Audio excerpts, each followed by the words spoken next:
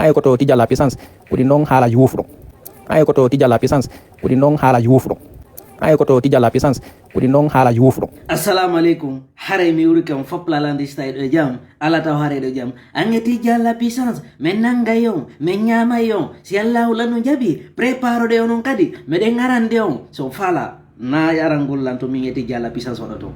ono idon jodi idon fanke idon suti albalaw jondi wade din kale di mede wala wolde fiduno vike mi wolani on fi mamadi dumbuya ko gayno idon sikude ko sama kala men jokki awa jode de granti jan ko ni wide lo karma hakke on o yeti ke mamadi nebi ko tijala pisal futti wadde o leti nebi ko futti critiqude nebi ko futti hollude jama on yo jama on fam nebi ko futti banginande senerde gila senerde changer la ido suti nyande fini weti imo wadde video imo labbinande jama on piiji penaleje ko senerde on ebbude ko wadde hore jama on o yimbe mabbe ben kastade zero kore yimbe ben justice halal fibe o yimbe wara ben ka justice halal fibe o yimbe no nanga nene wuso hay o debbo hay koy pay koy eli kamon o yi ko sakkitorundo ko pay ko ansu damaro kun nanga on ala wolde fidundo hidon jori don sikkude ko sama kala men jokki men fawdo ta ko tanke di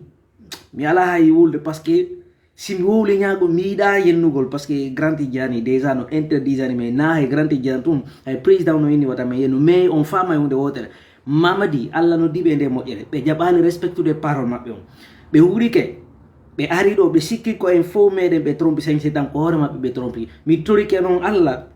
yo allah newnu ɓe iwa ko laamu ko ɓuuri e yawde ɓe yaltira ko dambugal ñanal si tawina ɗum si tawi ko doole e hoolare tun joƴƴini ɓe ɗon ko billahi ɓe yiway ko laamu ɗum he qui va rester d'abord éternel au pouvoir personne ha yi firawna laami ɗon 400 ans o follino ko laamu makko itti noon ɓeɗo ko ɓe homɓe ni ko ɓe légal ka ko ɓe légitime si ɓe jonna goɗɗo ordre o yiɗo piyi payakuji o yiɗo nene usude ɗaali ma bori ko tawata koyengal makko ko jukkuɗo ko wonɗo yaati tuggorɗo on noon daɗaali militaire ɓe immiɓe ƴetti pinka yehi dari contre immoɓe mo militaire ɓe fiyo mamadi wonu président de la transition ɓeɗo ko ɓe accanaka ɗum ko onon ɓe ministre ɓe accete ko onon ɓe citoyen ɓe accete ko on hay goto accetake donc ande hunde wotere lagine ɓuttata yarata yesso tanke ɓe jaɓali janguɓe ɓen ardidi leydi tanke ɓe jaɓali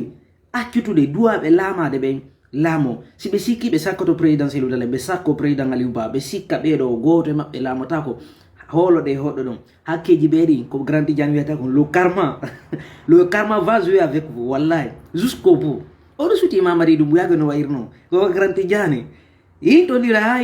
mais vraiment ɓe yiwa e fi ko laamu o folloto wonon sellu ko sellu mo daɗa ko dow awranta ñande fini weti ko gonga garantie ñande fini wetu sellu do woni yarde to billahi donc so sikki do ko mene won don ampisude so sikki ko sellu so sikki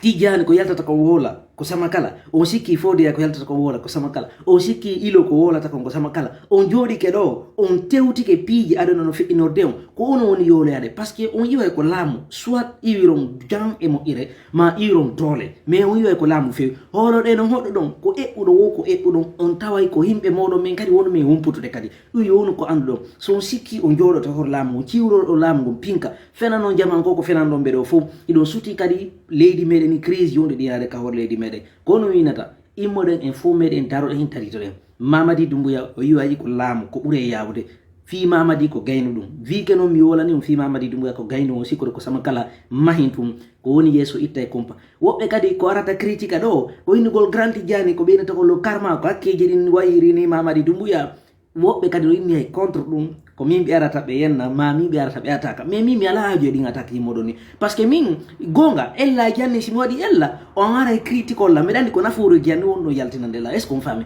donc laamu so yi laamu si critique aka kadi wiyata erreur ji maggo fuu si yehi tawti woni giirondi wotiri on yiyata ɓe yiyata ellaji maɓɓe ɗin ko ma yimɓe go sorto yewtotoɓe gonga joɗo suti religieux chef religieux ɓe goto ala yewtude ɓe gonga on yiiɗo o pasteur ko pardon ɓeɗo Robert oya ko yalti kon ɗo Robert Sara ko yalti kon ɗo o wowlani ko wowli kon ɗo si tawino imamuɓe meɗen men fof gila lawɓe wowlirano ni hano joni naɗo wonne mais imamuɓe fof hande kadi mo kala ko yo heɓu ñama fanka jokka hajo muɗum ɓen anduaɓe e ɓen ɓe ala yaltude ka médiaji wola mais fof muɗum woni hande kadi jiiɓike boni woni bande holoɗe hoɗɗo ɗum mamadi o yiwa ko laamu ko ɓuuri e yawde onno sibe fala be hawtinde kurunge payanu yeso e bawo neno e nyamo Mamadi Doumbouya ko billazi nafsi biyadi Mamadi Doumbouya yo ko lamu o luttata tun ko lamu dum e kadi jawle be bonni don be wadete e on respect fiino de jawle hettoro e fop mabbe be darnete be nyaawe goto kala he mabbe on yido mbudi ko na be tiro do e mbudi ko ande ton ko be wulata be ala mijitade jango e ngulamu mabbe si yani ko wallahi o yibe tiro do de kabbe mbudi dar ko par dollar kadi e posta ka story di mabbe e posta ka page mabbe be dandi non on yiye ko non ko wolande on nana kadi ko mo wolanko ara e grand tidiane ko da ko yinde lo karma be dandi goy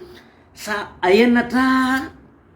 kono sa woli sa pique quoi si pique non si a pique minuma no ko hadon si a pique minuma ko hadon